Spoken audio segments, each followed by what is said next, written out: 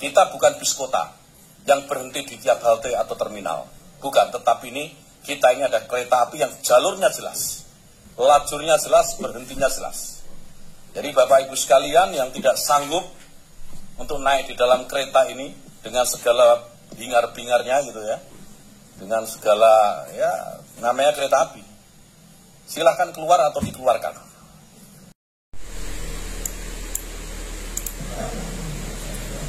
Assalamualaikum warahmatullahi wabarakatuh.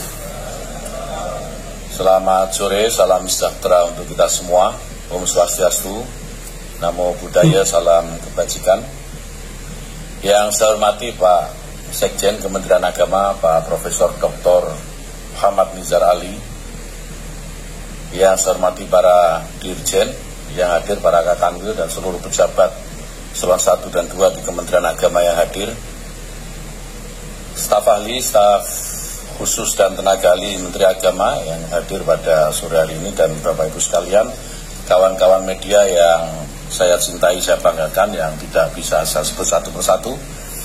Tentu yang pertama mari kita memanjatkan puji syukur terlebih dahulu kepada Allah Subhanahu wa taala. Alhamdulillah sore hari ini kita diberikan kesehatan, kesempatan untuk bisa sama-sama berada di ruangan ini dalam keadaan sehat walafiat tanpa kurang suatu apapun. Bapak Ibu sekalian, acara Humas Award ini memang acara yang saya tidak tahu sebelumnya. Jadi tiba-tiba nyempil di dalam agenda acara saya yang memang sudah sangat panjang hari ini. Tetapi saya berkeputusan untuk tetap datang karena saya tahu Humas ini bagian penting dari Kementerian Agama. Tadi pagi kita rapat bersama seluruh eselon 1 dan Karo Perencanaan. Saya sudah perintahkan, sekali lagi ini perintah, saya sudah perintahkan kepada seluruh eselon 1 dan Karo Perencanaan untuk menambah anggaran buat kehumasan. Tambah secukupnya.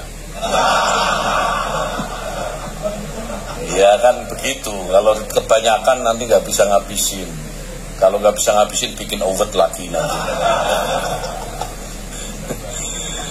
Jadi awalnya saya menduga bahwa over ini modus untuk menghabiskan anggaran, sebagaimana Direktorat Jenderal Pendidikan Islam. Dirjen Pendis ini tahun lalu banyak sekali memberikan award-award itu, dan saya curiga memang ini bagian dari modus untuk serapan anggaran supaya lebih tinggi. Tapi ternyata salah, tahun ini tidak banyak melakukan penghargaan award-award itu, tapi serapannya juga tetap tinggi. Jadi saya nggak akan ngerosting, tenang aja. Berarti sudah cukup lah Pak Sekjen, yang dikit itu sudah cukup. Nah, Bapak Ibu sekalian yang saya hormati, tapi sebelumnya saya ingin mengucapkan selamat dulu kepada Republika, khusus pada Republika yang bertransformasi ke media digital. Jadi saya kira ini sebuah upaya yang saya kira patut diapresiasi untuk menyesuaikan dengan situasi keadaan zaman. Zaman sudah bergerak menjadi digital dan Republika kemudian menyesuaikan diri, selain tentu menyesuaikan situasi keuangan perusahaan gitu ya. Mudah-mudahan sukses dan semakin sukses setelah bertransformasi ke media digital. Bapak Ibu sekalian, tadi sudah disampaikan di video, juga sudah digambarkan. 2 tahun saya diberikan amanah oleh Presiden Jokowi di Kementerian Agama. Capaian-capaian yang didapatkan sudah banyak sekali.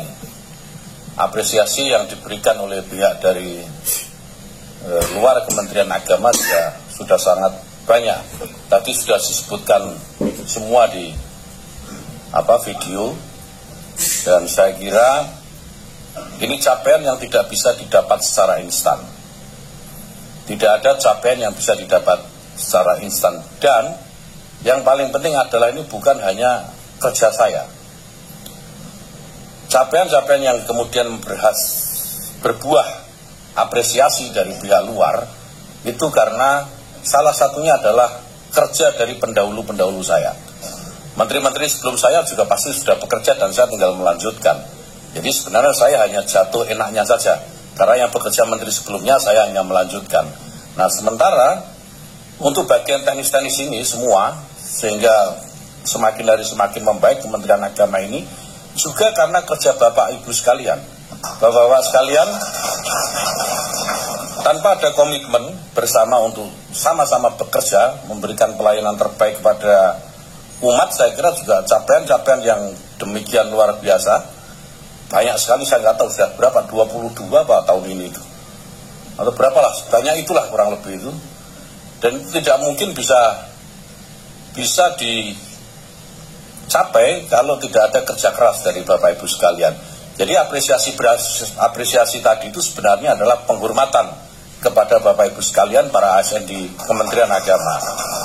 Jadi ternyata selama ini Kementerian Agama yang dianggap tua, kuno, lapuk gitu ya, jadi berjalannya lambat, tidak bisa melayani gitu ya, ternyata kita bisa membalikkan keadaan dengan kesungguhan dari para ASN. Nah, fungsi saya apa? Fungsi saya ini kan hanya lokomotif. Fungsi saya ini masinis, bukan lokomotif. Saya ini masinis dari sebuah kereta api. Berkali-kali saya sampaikan, masinis itu kerjanya hanya menjalankan kereta api. Dan kereta api itu berangkat pasti tepat waktu, ya, yang menghadang akan ditabrak dan berhenti sampai tujuan. Kalau belum sampai tujuan tidak akan berhenti. Jadi yang sudah terlanjur naik di gerbong yang namanya Kementerian Agama, terima resiko ini. Bahwa berangkatnya harus tepat waktu, siapapun yang menghadang akan ditabrak dan hanya berhenti kalau sudah sampai tujuan. Kita bukan bis kota yang berhenti di tiap halte atau terminal. Bukan, tetapi kita ini ada kereta api yang jalurnya jelas, lajurnya jelas, berhentinya jelas. Jadi Bapak Ibu sekalian yang tidak sanggup untuk naik di dalam kereta ini dengan segala hingar-bingarnya gitu ya, dengan segala, ya, namanya kereta api, silakan keluar atau dikeluarkan. Dikeluarkan dari kereta api yang sedang berjalan itu menyakitkan, percayalah. Jadi mudah-mudahan ini tidak menjadi pilihan bagi Bapak Ibu sekalian untuk dikeluarkan dari kereta yang sedang berjalan. Saya tidak akan mendengarkan komentar-komentar, ya, tidak akan mendengarkan, bukan komentar akan saya dengarkan sebagai bagian dari kritik, keluhan tepatnya. Saya tidak akan mau mendengarkan keluhan-keluhan, utamanya dari ASN Kemenak yang merasa kerja kok gak berhenti-berhenti, kerja kok terus kayak staf sus tenaga ahli ini yang paling merasakan sahli itu. Kerja kok gak ada berhentinya.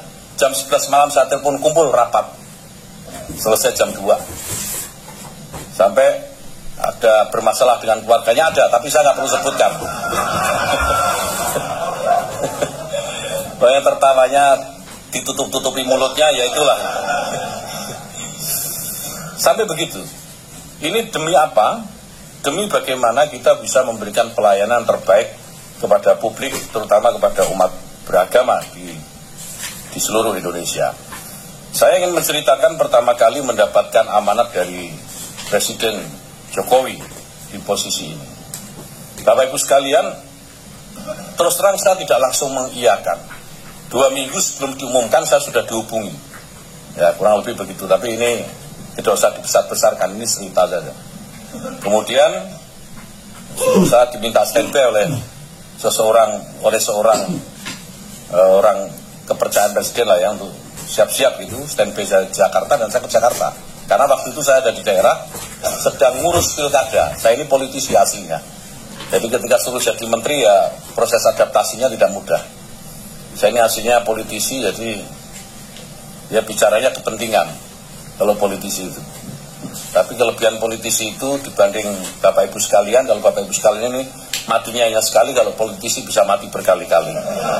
Jadi kayak Pak Adung ini sudah nyalek berapa kali, kalah terus masih hidup juga. Ini masih mau nyalek lagi, nggak kapok-kapok. Nah itu hebatnya politisi. Nah singkat cerita gitu, di hari H ketika saya diminta untuk datang ke istana untuk diumumkan, saya masih di rumah bersama Pak Nurul Zaman ini, jam 11 siang ya.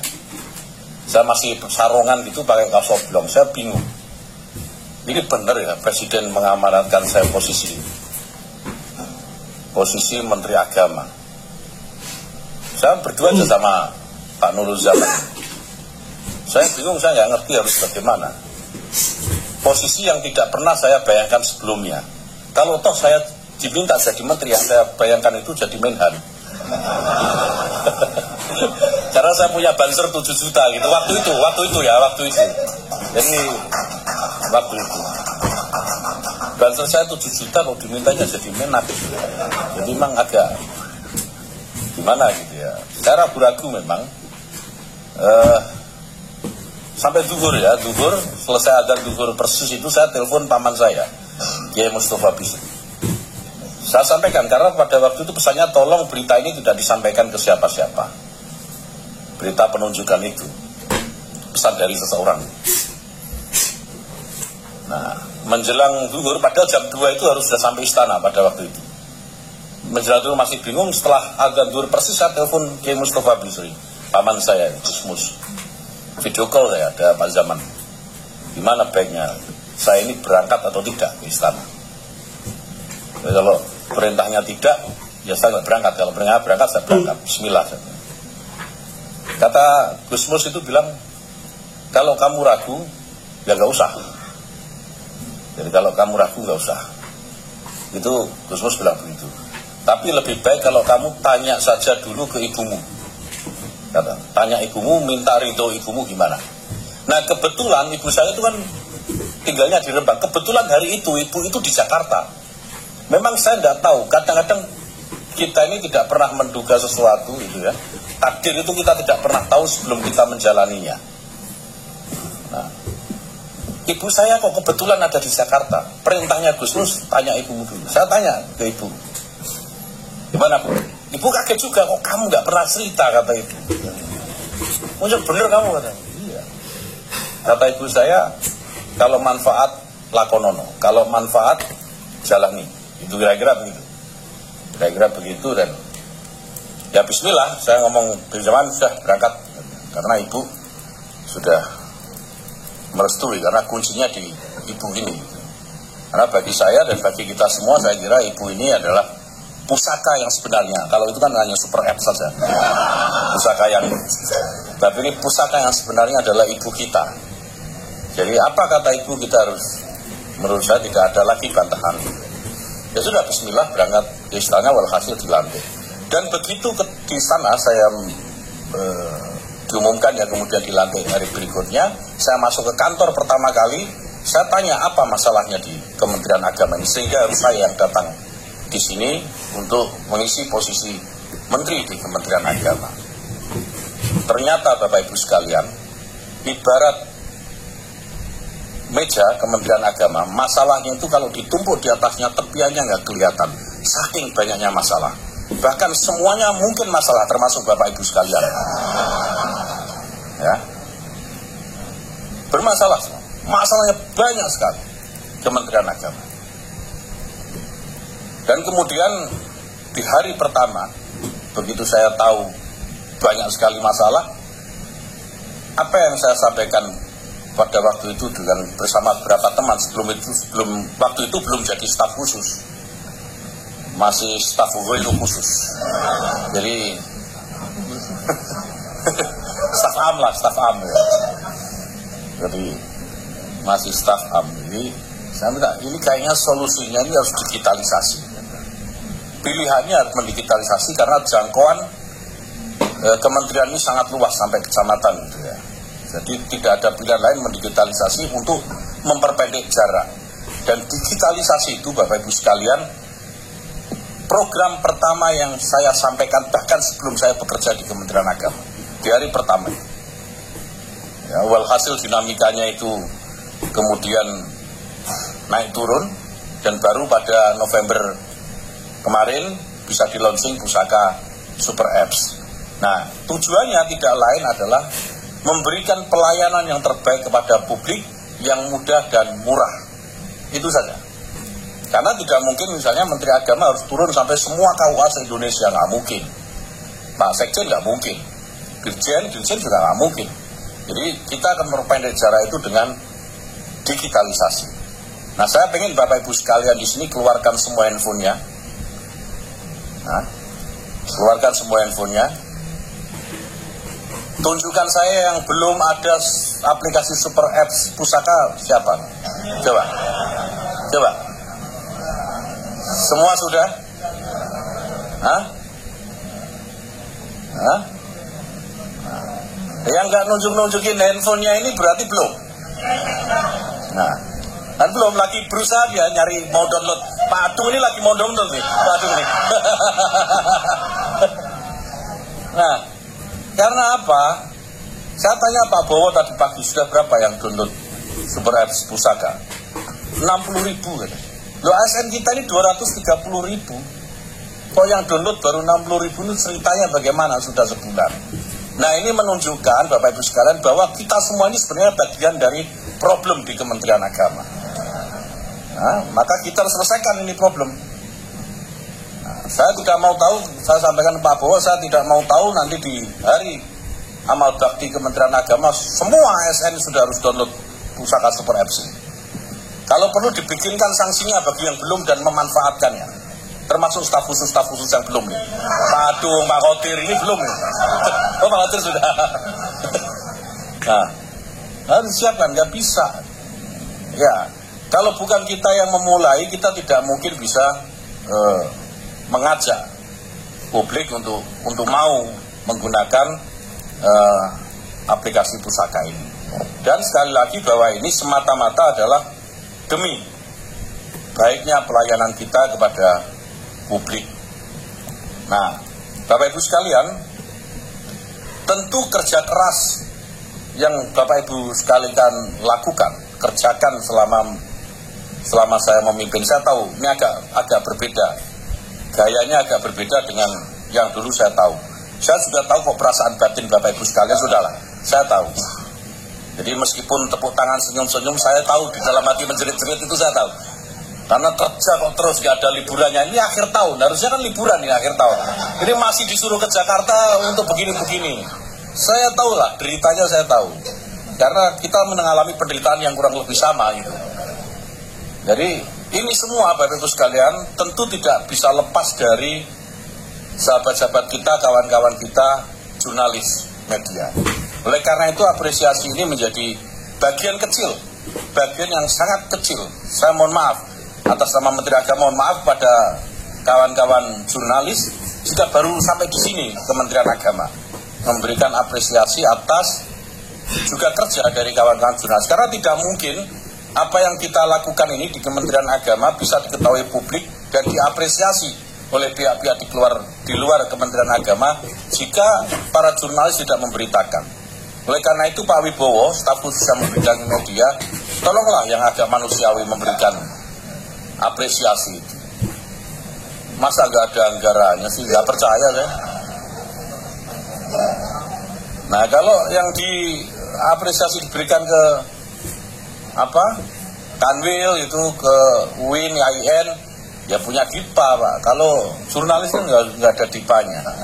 Bukan apa-apa, ini bagian dari tahadus bin nikmah. Gitu. Jadi kalau kita punya kenikmatan kemudian kita membagi kenikmatan itu, maka Allah akan memberikan kenikmatan itu semakin besar. Kan begitu saja logikanya. Jadi kalau apresiasinya kecil, nanti ditambah nikmatnya cuma kecil Pak Bowo. Jadi kasih yang lebih besar supaya tambah nikmatnya juga lebih besar gitu. Nah, ya itu janji ya, namanya janji. Janji itu kadang-kadang juga tidak ditepati. Nah, ini penting Pak Bowo supaya, ya saya tahu lah ini pasti mendadak, karena saya tanya kok tiba-tiba ada Humas Obet ini kenapa ya, karena kita kan sudah dapat apresiasi, gantilah kita ngasih apresiasi. Jadi sebenarnya Bapak Ibu sekalian yang dapat penghargaan, mohon maaf ini by accident. Jadi penghargaan by accident, jadi award by accident sekarang. Jadi bukan yang direncanakan. Nah, mudah-mudahan tahun depan direncanakan dengan baik sehingga apresiasinya juga lebih baik dan ruangannya nggak sekecil ini lah. Kalau sekecil ini mending di asrama haji aja lebih besar gitu kan. Gitu. Nah ini, dan kepada humas-humas di bawah Kementerian Agama, di Kemenak, di UIN, IAIN dan yang lainnya semua satker itu, saya lihat tadi bahkan yang mendapatkan penghargaan 3 besar terbaik itu viewernya itu masih di bawah 1.000 semua. Saya lihat sekali lagi ASN kita ini 234.000 Pak Sekjen.